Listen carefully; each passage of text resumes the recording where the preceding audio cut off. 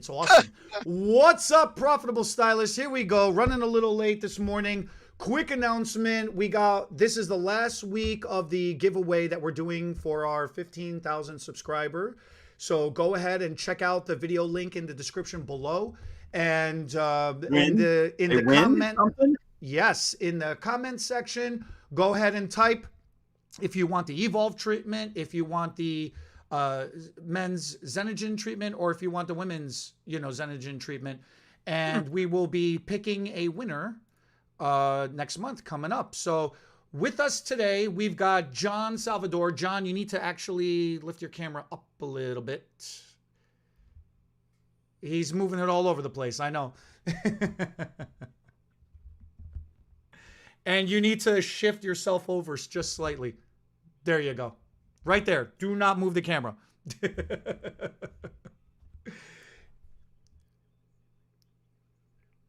That's it. We're just talking heads.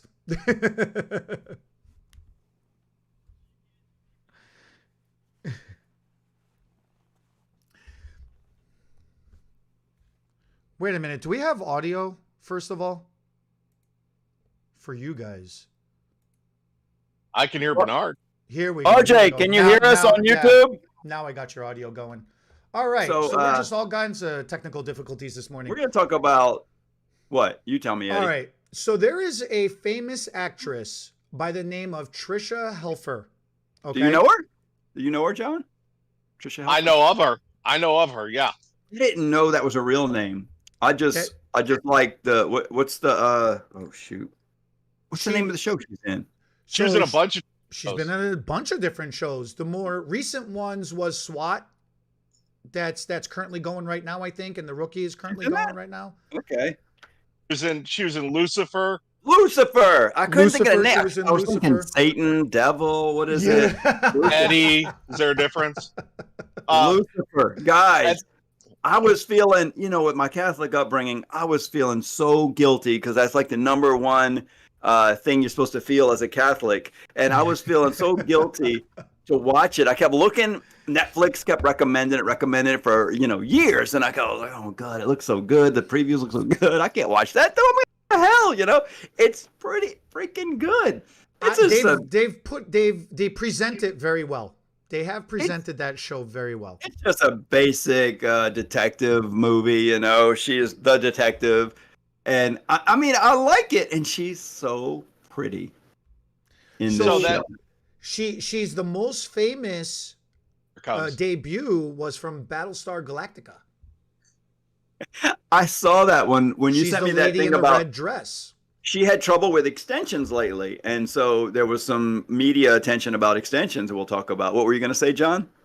No, I was going to say here it comes because when Eddie called me about this, he's like, "Do you know the salon with the red dress?" And I knew exactly who he was talking about the minute he said it because I'm a nerd too, and Battlestar Galactica. Come on, but yeah, the salon with the red dress—that's her. The character that she plays in Battlestar Galactica is the actress in the red dress.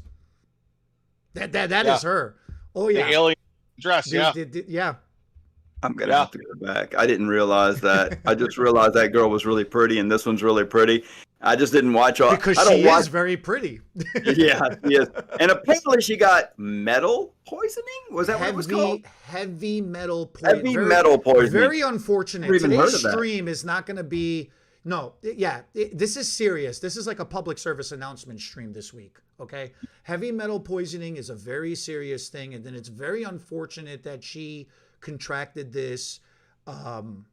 Fortunately, the story ends with a happy ending. She's better now. She's gotten healthier now.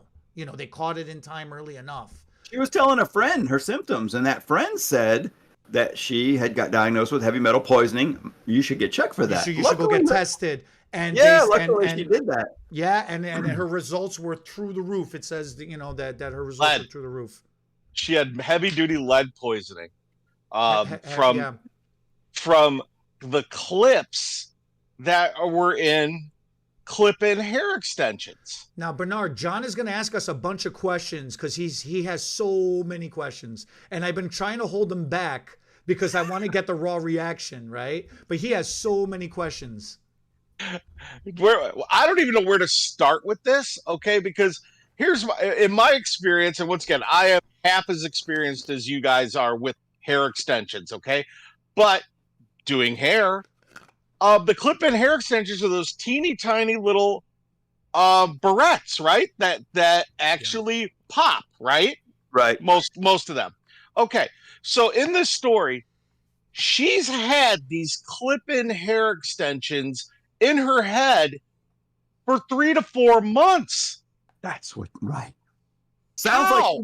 Sounds like she was sleeping in them. She was Right. sleeping in them. She was wearing You're them not for supposed to. extended wear.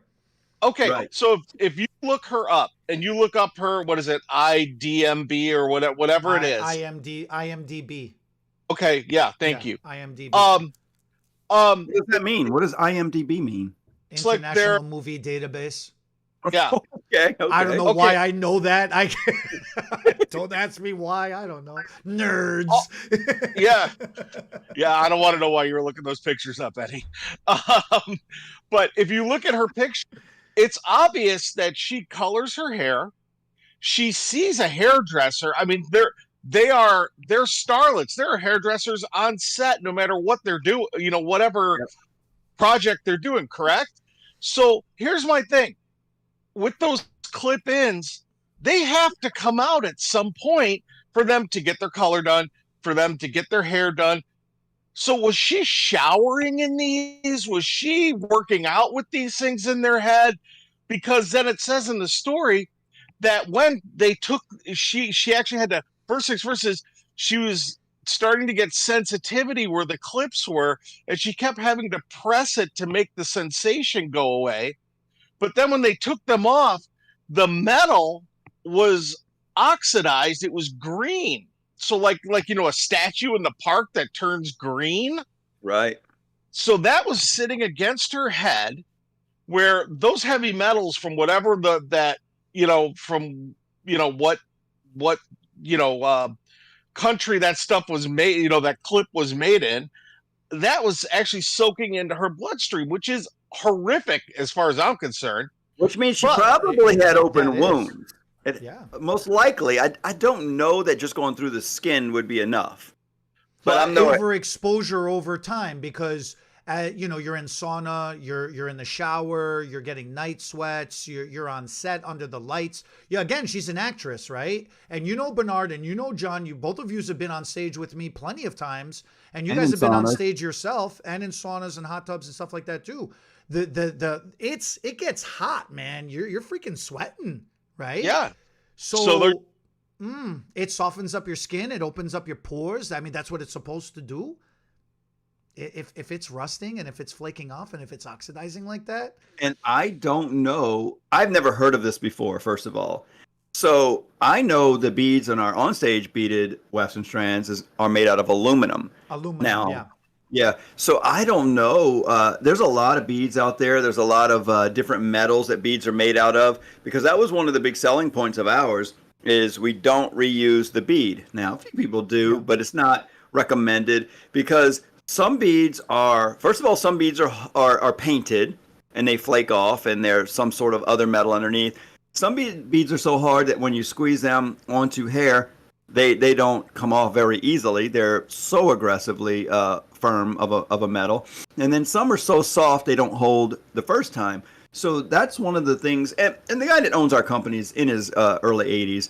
I'm sure he's been through all the challenges of beads. And his top educator was challenged with coming up with a metal that held good enough the first time, but was able to be removed and not damage the hair. So the softness of the metal, being an aluminum, mostly aluminum, was the softness part for not damaging. But the decision they had to make was the non-reusability. The beads are 18 cents a piece.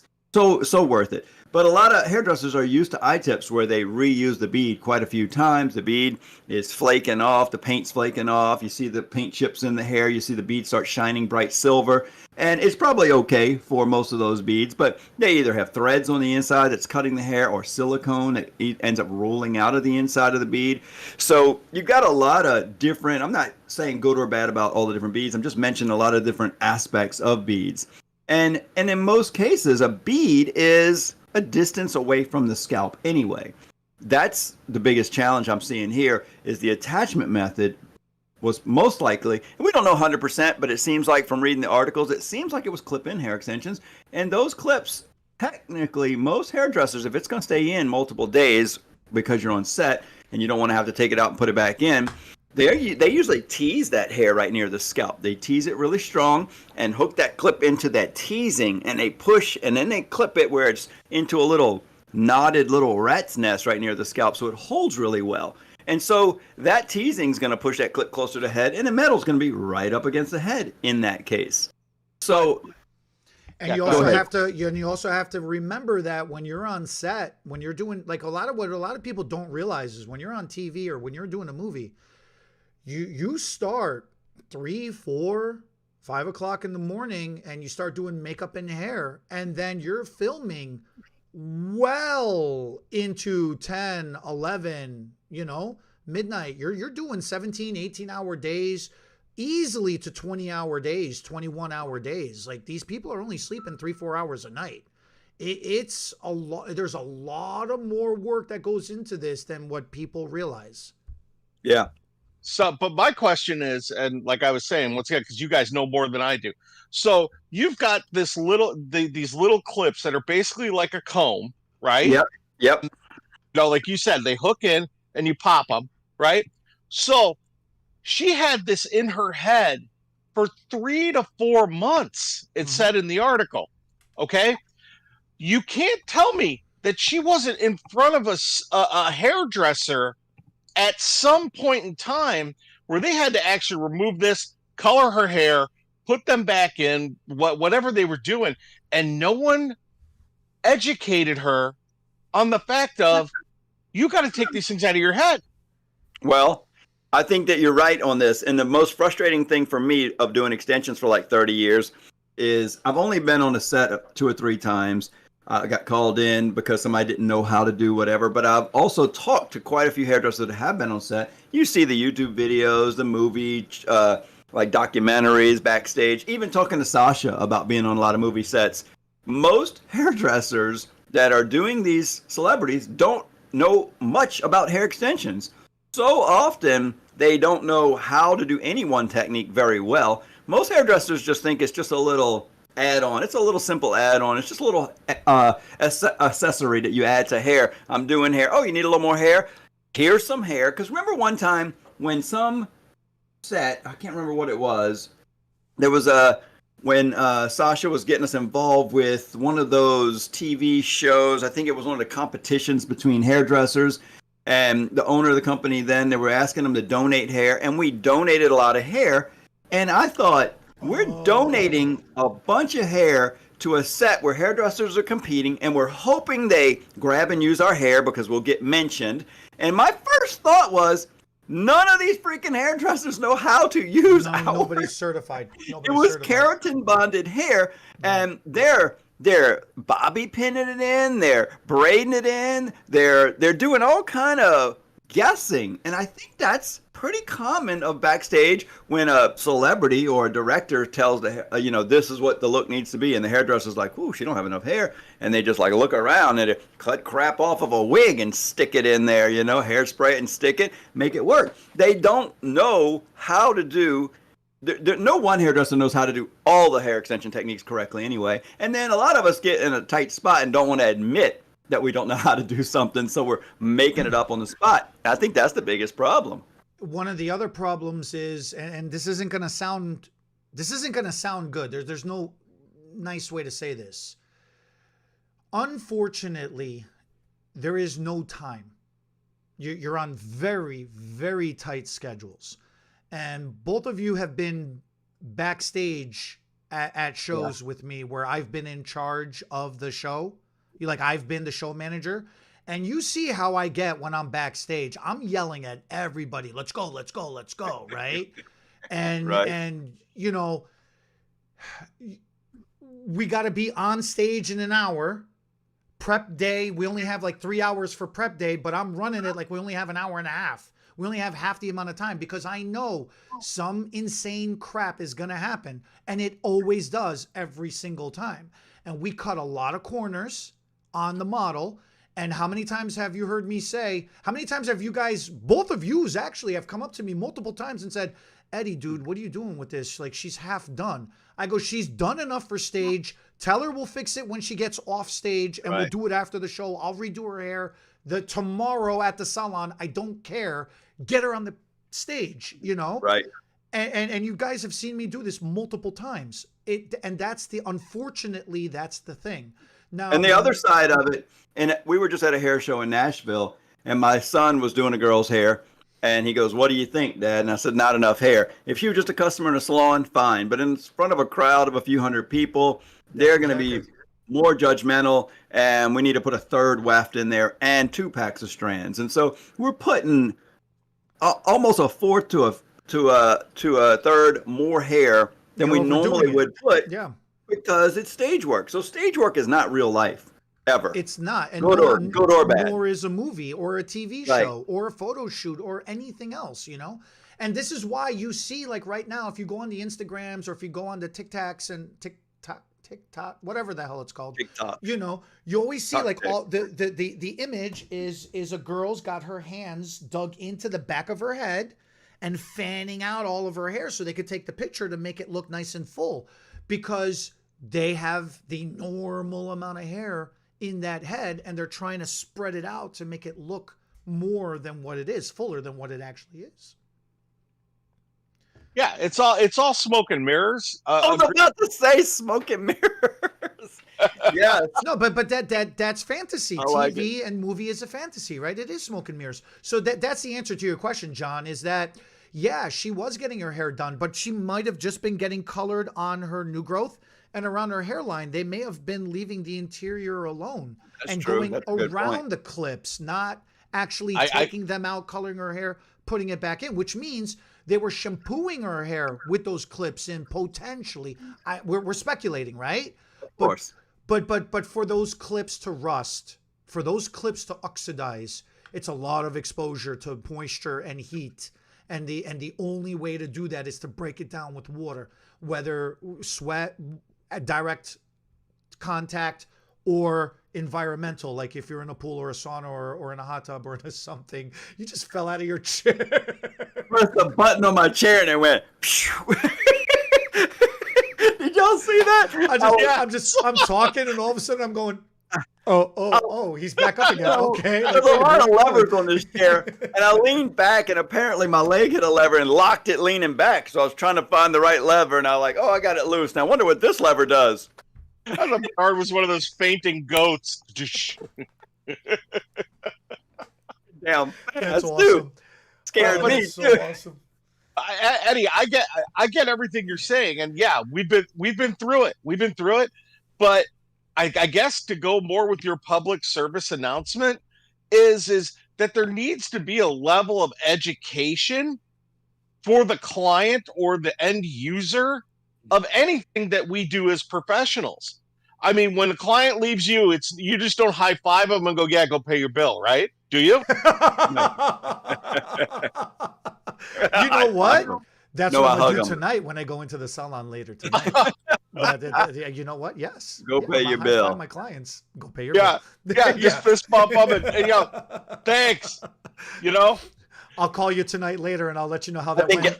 I think everything is watered down. You know, it's interesting that, as a matter of fact, we tried to combat that a little bit with we got a little brochure, and I don't always think it's perfect, but in every pack of extension strands, we have a brochure that tells the client how to take care of their hair.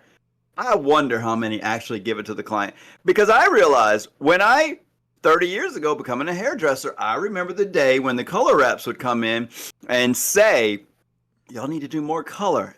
Look around. Every person you see right now, could benefit from color, a little bit of highlights.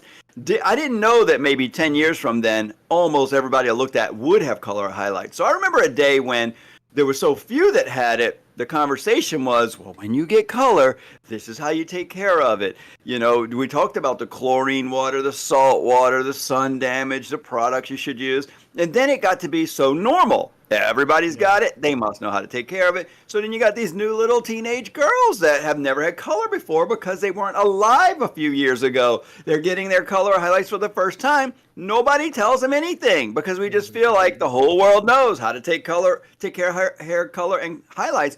So I think we're doing the same thing with extensions now. You want extensions? Oh, good, great. Here it is. Love it. Goodbye. And then we deal with all that crap after there's problems. And so I think you're right, John.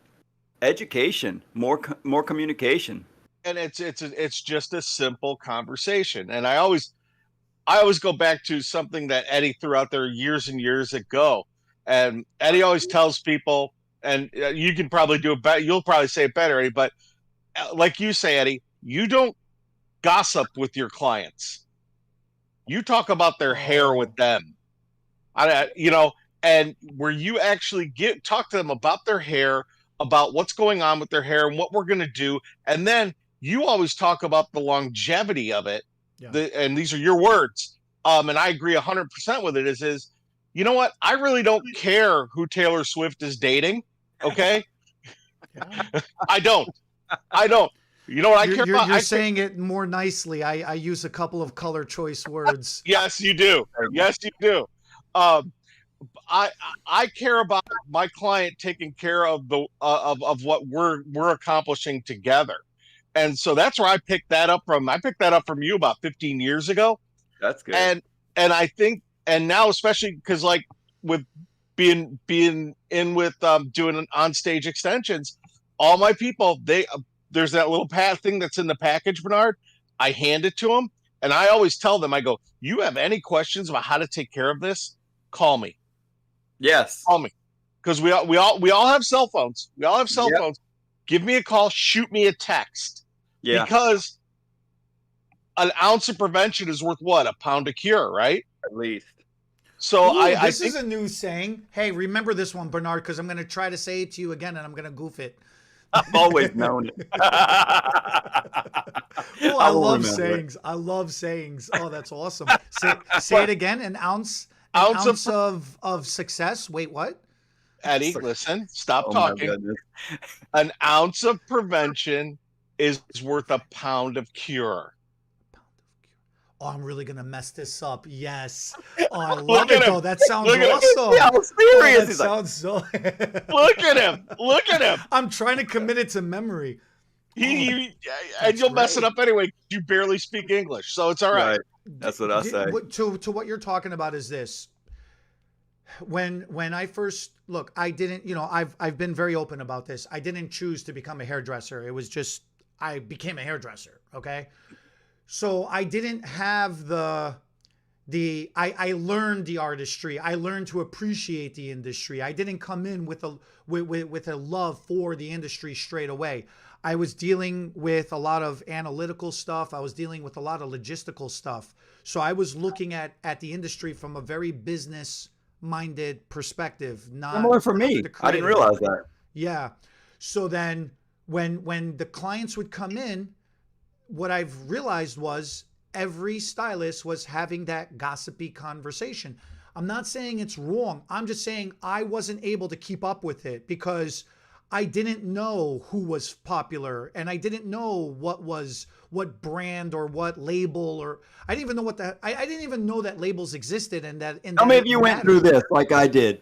I felt a little guilty at first, because I didn't know all that stuff they were talking about. I thought I was supposed to. Yes. Yeah. I was like, oh man, maybe I need to study up on who all the people are dating and dying and singing what songs. And then I got this realization, like, that's not what we're here for. I don't need to know all that stuff. So my realization was I started trying to do some research and I tried to study it and I tried to figure it out. And I quickly realized I don't care about any of this. Like none of this, right?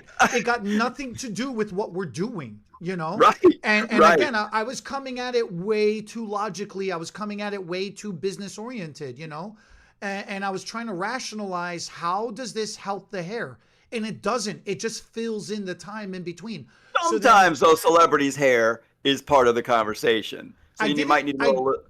I didn't realize how to appreciate it and how to incorporate it properly. I was just looking at it. Look, I was 21 years old. Okay. Yeah. I didn't, it just, I'm like, okay, I have to do hair and I have to do hair well and they have to come back. How do I get Yeah. them to come back? I got to fix their hair nicely and make it last nicely enough for them to be satisfied, for At them least to you come got back the again. comeback part, because that's the most important part that new hairdressers never get. No, I understood that in the beginning, right? But then the girls were booking up, like the other stylists were booking up faster than I was. And I'm like, well, I am getting return, but not as quickly. And then I realized it's a personality mismatch. I was too rough. I'm still aggressive, but I mean, I was way more Yeah. aggressive back then. You know, Yeah. and it was like I was raw. I was way too raw, and my personality wasn't matching with everybody else's personality.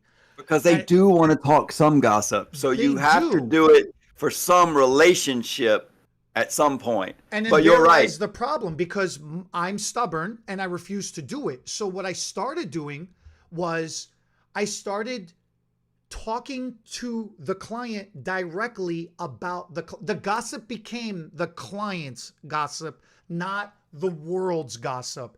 And the specific gossip about the client wasn't about their specific life. It was about their specific hair and how And their they hair need, journey.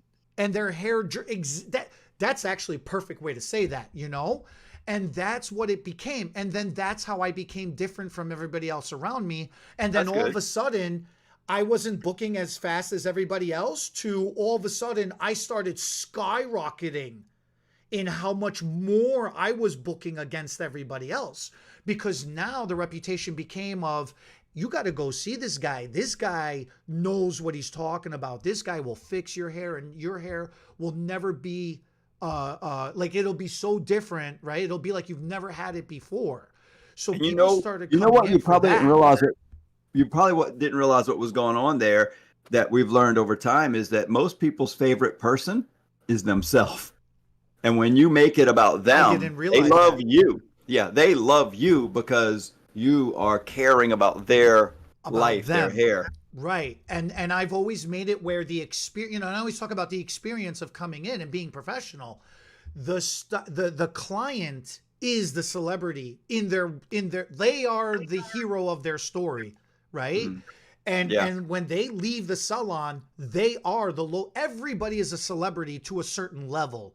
We all compare it to Hollywood as the I don't know what the metric or whatever it's called, but locally you're the celebrity in your family, you're the celebrity amongst your friends, you're the celebrity at your work. People know who you are. They talk about you, they judge you, they look at you, they follow you, they're inspired by you, they don't like you, they hate you, whatever the opinion is. But everywhere you go to you go to the grocery, people are going to look at you. How do you stand out compared to everybody else around you, you know? Right. And that's what it is. So I without realizing, I know this now, but without realizing it back then, I was already starting that journey. And that's what John's describing, you know? So even though I can't keep up with what the Kardashians are doing or what Taylor Swift is singing about, now I know Taylor Swift is a singer. I never knew she was a singer. I just knew of the name. But like, you know, now I know that she's a singer. But I still don't care. Good for her that she's famous, and good for her that she's made something. But outside of that, she's not my friend. I don't know her. I don't care. You know? That's the difference. And at the end of the day, even if I did care, and even if she was my friend, it still wouldn't matter, because it's got nothing to do with the client's hair that I'm working on in my chair at the moment. 100%. I agree with you. And and the same thing for me, when the lady that trained me 1,000 years ago, when both you guys were still in diapers, you know, I still remember one of the first clients I worked on. I'm talking with this lady, and I'm telling her all about my life. And the lady that trained me was 5 foot nothing. She wore heels every day. She comes over to kind of see what I'm doing. This is her salon, this is her, Yeah. and she steps on my foot with her heel On purpose. on purpose. And she gives me the look like my mother used to give me. And I finished with the client, and she takes me back into her office, and she goes, "They don't care about your life. What you need to do is be interested in their life." Okay. And she's the one that taught me, be interested in their hair. Talk to them about what their next service is going to be. She taught me the business end of what we do, because so many times in our industry, and I'm probably going to make someone upset, but every time people that call it an art don't understand that it's a business, and people that call it a business don't understand that it's an art, and you have to, good. right? Yeah, that's good. Yeah, but 100%. It's all about, and I'm sorry, Bernard, give me 1 second. No, go ahead. With the money that our clients are spending with us, and especially as accomplished as both you guys are, and as semi-accomplished as I am, with the money that they're spending, you want to make sure that they get value for what they've spent with us and take care of what we've done.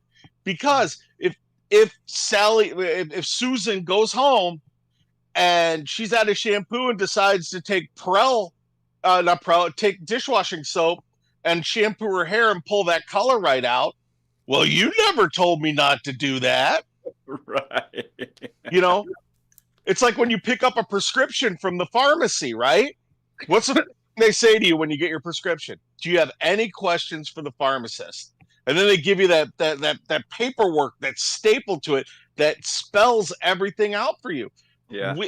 Because you know what? I always liken this to somewhere along the line. If you've ever looked at a blow dryer, you ever see the tag that's on the blow dryer? And it says, "Don't blow dry your hair in the bathtub."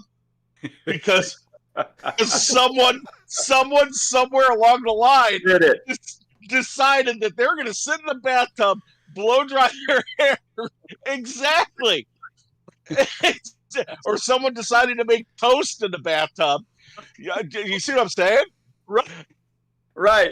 And somewhere along the line. So you have to remember, like you said, Eddie, they're human, and humans are dumb. It's efficient. When I'm sitting in the tub, that's what that ledge is for. I got my toaster, my blow dryer, all my electronics sitting on the edge of the tub so I can be eating and blow drying my hair. And if one slips in, I got that GFI to protect me, so I'm good now. Well, you don't need a perm anymore because you just do it on your own. Maybe they're trying to win a Darwin Award or something. So listen, a few things that came up that I love, and it kind of reminds me of my past. Today, almost nobody even has a landline. A lot of businesses don't even have a landline. Like a salon doesn't even have a phone that you could dial with the rotary.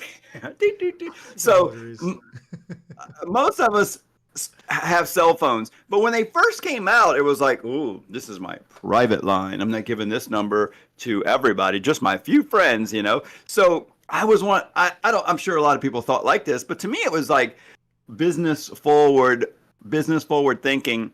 My clients got my cell phone number because to me that was the most important people in my life. I mean, I didn't feel like I had one boss. I felt like all my clients were my bosses, Now, the only good thing is if I had a bad day and one boss fired me, I still had more bosses and more jobs, That was the difference of the one job with the one boss that could fire me. That's what I liked about the hair business. I could have a bad day and still survive. But John, did you freeze, or are you just texting saying you're gonna be picking up those groceries a little later?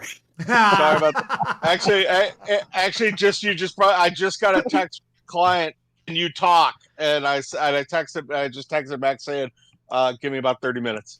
Yeah. So early on, we didn't do a lot of texting. It was cell phone, just talking. And so I would tell a client. It started with my most important clients, the extension and hair replacement clients. If you have any problems, call me. Just like you said, John, that reminded me, like, I did it early on. I said, and it was special. I say, I'm going to give you my cell phone number.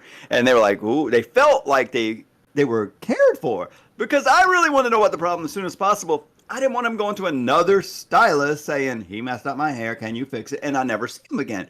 Tell me if something's wrong. I want to fix it. I want to keep you. And I would tell them that before they left. Listen, I get that this is our first appointment and we might not be on the same page. And so there's levels of not liking your hair. If you just think something needs to be tweaked a little bit, it's fine if you want to wait till our next visit and say, you know what, I want to go a little shorter, a little longer, a little lighter, a little darker. We can adjust it then. But if you think it's just more than you can handle right now, and we can fix it, if it's too short, sorry. But if it's something we can fix right away, like color or highlights, call me right away. The fix might not be as big a deal as you're making up in your mind. You might think, oh God, another hour and a half, 2 hours in the salon, he's going to be so mad. It's going to be a lot of waste of time. I'd rather get it right and keep you as a client forever, because till death do we part. I would tell them, this is like a marriage. We are in this for the long haul. I'm keeping you forever. And I think in that joking state, they kind of felt special. They're like, he really wants me. He wants me to stay with him. He cares. And so I would do everything I could to care. And then one other thing that kind of came to mind, business building, practice or strategy that I remember from the early days was I realized that when you're doing a consultation, and I didn't realize it, but somebody helped me realize this. One of the ways to build a business, first of all, somebody comes to you once, they might not remember you the next time necessarily.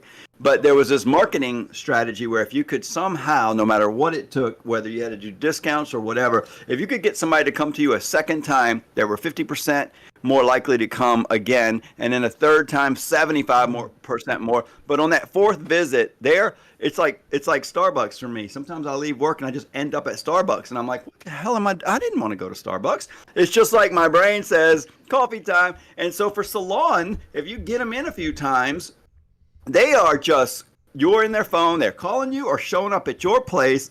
You are the only place they think about when they have a hair problem. They don't even think about going to another salon if you can get them in a few times. So the goal in the beginning was maybe what they're doing the consultation about right now, what they're wanting, doesn't need to be done in one visit. So right. Talk about the plan for their hair. And so here's the plan. It's springtime or end of the winter. You want to go blonde? Why don't we progressively go more and more blonde over the next few visits? Get them on the book now. We'll kind of go light now, and a little medium, then we'll go heavy. And you've got this whole plan. If you happen to get them in the middle or end of the summer, are you going to be going darker or redder for the winter? Let's make this plan where we slowly, gradually go darker. We'll do a little bit of low lights and a little bit more. So there was always a plan of 2 or 3 visits to get them where they wanted to be, instead of thinking I had to get it all at one time. Then the expectations were lower. If I didn't get it right the first time, we're on a journey. But it also promoted the multiple visits, and then I locked them in. Check this out. This is yesterday's conversation I had with a client wanting to schedule an appointment. Hey, I need a touch-up. And I respond, which week do you want to come in? And she says, oh, next week. Is this Yesterday. the all over? Well, no, she goes, this is the all over, I think. And she's putting like question mark. And I said, yeah, okay, cool. Do you prefer early or late? And yes, I got to set you up for your fall collection. And then, I just threw in a little jab, like Cowboy Copper's trending right now. And it just happens to be one of the colors that I had in mind that I was going to do for her hair anyways for the fall, Still don't know why it's not called Cowgirl Copper, but go ahead. It is Cowboy Copper. You're right. No, cowgirls are something else, and they're more badass. That's why. But anyways, okay. That's so then she responds back with, mind blown, with a smiley face with the exclamation mark, because every time I change her color for the new season and I call it her collection color, this one in her fall collection. I love that. I love that. A personal collection. She gets so excited. She eats it up. She loves it. I got a little excited. Absolutely loves it. But then she always gets so excited when I say it. And that's why she's saying this is like the all over. So already in her mind, she's ready for the change. And she's hoping this is the one. Like That's if you cool. read into it, right? Yeah. People crave new things all the time. Yeah. So then, right. and then, you know, of course, she replies back with, you know, wow, mind blown, because I'm talking about how just coincidentally her new color is going to be on trend with what's popular now. And then, of course, I get in big caps, no red, because she's one of those, you know, No, I still no see Cowboy red. I don't Copper want for her any then. red, you know. She's gonna see red in the Cowboy Copper. You better show her some pictures first. Yeah, yeah. You better make up a cowboy copper 15 for her. years. I don't want to see any red, you know, but you know. But I It's do just want how it something goes. new. But I want something warm. I want something, right? I want to see something, but I don't want to see any red. I think that's one of the coolest things about what we do too is that we can actually take our business to whatever level we want to if we're smart about it, you know. But once again, going back to our initial point is that we do all this for our clients, but we also educate them at the same time with this, and letting them know how to take care of their hair and the things they're doing, so they don't end up with something like heavy metal poisoning, because obviously someone dropped the ball with that actress. So glad we brought John on to bring us right back around to the actual. What are we talking about today? Here, you didn't do it to me for once. You didn't ask me what are we talking about today. Look, unfortunately, there's a right way to do something. There's a wrong way to do something. And the unfortunate part of what I'm trying to say is that we focus too much on the negativity and the bad things that can happen. Okay. And with clip-in extensions, their purpose is temporary. It's not designed to be worn for an extended period of time. The next tier up, definitely not worn overnight. They're not to be slept in. Not even ever. overnight. Never. It's just not a good idea. It's just not what they're made for. Right. Then you want tape in, or you want sew in, or you want beaded in, you want bonded in, you want anything else. Clip-ins are just not made for that. So listen, in the hair replacement world, there's these two terms. It's professional terms. We don't usually talk with the clients much about it, but we call it daily wear and extended wear. It's basically a person who tapes on a hairpiece like an old-fashioned way, like a toupee, and they take it off at night. And then extended wear is obviously can be weeks or a whole month sometimes, but daily wear. It just hit me when you're saying that. I was thinking like clip-ins in the extension world are considered daily wear. Wears. Just like slipping on a wig. A slip on a wig is a daily wear. And you know what word is not in there? The word night. Night. The word day. When the sun is up. It's day. Right. Daily wear, not nightly. Yeah, I mean, you can wear it to go out for the night or whatever, but you're definitely not supposed to sleep in clip-ins. They have some sharp edges, and they are going to damage your head and then promote even more bad things. Even if it's just sores and infection on your head, I didn't even think about freaking metal poisoning. God. It's very unfortunate. Yeah. Very, very unfortunate. Yeah. And a lot of people are not going to ever wear extensions again because of that. Maybe even she may not wear them. I don't know how she'll get away with that because celebrities are always needing to add hair onto their head, kind of an addiction. But I think that if people just know wearing the product the way it's designed to be worn, or using any of the products the way they're supposed to be done, is always the number one recommendation. Well, here's the other thing that John had asked me last night, or was it this morning? Either way, just like recently, within this past 24 hours. As y'all were waking up together? Is it wrong? What are you trying to say, Bernard? You're just jealous. You're just jealous. Because he wasn't invited, right? She being a celebrity stylist, right?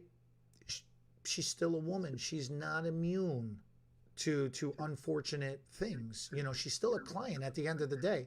Yeah, you just don't know what you don't know. It doesn't matter how famous you are. It doesn't matter how rich you are. It doesn't matter what status you are. You don't know what you don't know. And if you haven't been told properly, and if you don't, and if you don't figure it out yourself. Yeah. I think some of those stylists might be a little starstruck from the celebrities too and feel like they can't tell them too much. Sure. Yeah. It could happen. And like you said, you're rushed on set, you get the hair in, they go do their thing. The stylist is gone. They might not even be there. Right.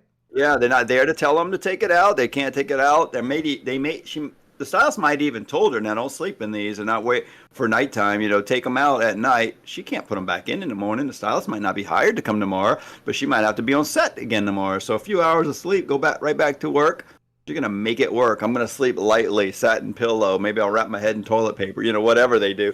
But there might have been some type of care tried to be given, but it just, again, now they'll try harder.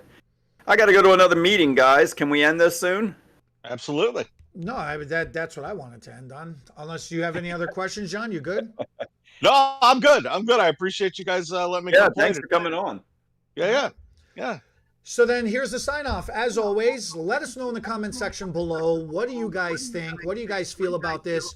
Have you or do you know anybody that unfortunately had some kind of a reaction and was able to catch it quickly? And there's a happy end to that story.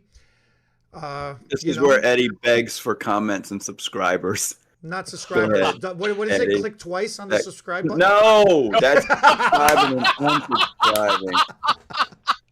It's once or 3 times. If you do it twice, they subscribe and unsubscribe. He thought he was tricking people into subscribing and asking them to click twice. No. You know where you got that from? If you don't like what I'm saying, click the thumbs down button. If you really hate me, click it twice. Because you click it unlike, and then when you hit it again, it goes back to neutral. Social media.